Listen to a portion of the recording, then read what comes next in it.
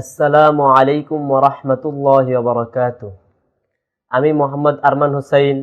আমি মার্কাজু আহলিস সুন্নাহ ওয়াল জামাআর হিফজ বিভাগের একজন ছাত্র। আজকে আমরা আল্লাহ তাআলা সম্পর্কে গুরুত্বপূর্ণ 10টি আকীদা শিখব ইনশাআল্লাহ। আল্লাহ তাআলার অস্তিত্বের বিষয়ে আমাদের আকীদা কি? আল্লাহ তাআলা আছেন, তিনি সবকিছু পরিচালনা করেন, তার কোনো উপমা ও শরীক নেই। আল্লাহ তাআলা কি আরশে আছেন?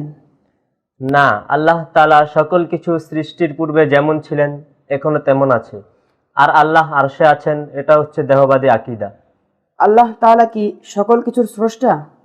হ্যাঁ, আল্লাহ তাআলা সকল কিছুর স্রষ্টা। আমরা কার ইবাদত করব এবং কাকে সিজদা করব? আমরা একমাত্র আল্লাহ তাআলার ইবাদত করব এবং শুধু তাকে সিজদা করব। আল্লাহ তাআলা কি তার সাথে শিরক করাকে ক্ষমা করেন? না, আল্লাহ তাআলা তার সাথে শিরিক করাকে কিছুতেই ক্ষমা করেন না। এছাড়া অন্য যে কোনো গুনাহ তিনি যাকে ইচ্ছা ক্ষমা করেন।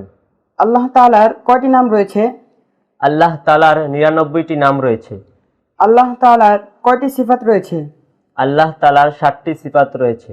তিনি চিরঞ্জীব, সর্বশ্রোতা, সর্বদ্রষ্টা, সর্বজ্ঞানী, একক ইচ্ছার অধিকারী, পূর্ণ ক্ষমতাবান এবং তিনি কালাম করেন। আল্লাহ তাআলার চেহারা, হাত ও চোখ সম্পর্কে আমাদের আকীদা কি? এগুলো আল্লাহ তাআলার সিফাত, এগুলো কোনো শারীরিক অঙ্গ প্রত্যঙ্গ নয়। আল্লাহ তাআলার কি কোনো সুরত, দেহ, স্থান ও দিক আছে? না, আল্লাহ তাআলা সুরত, দেহ, স্থান ও দিক থেকে চিরপবিত্র।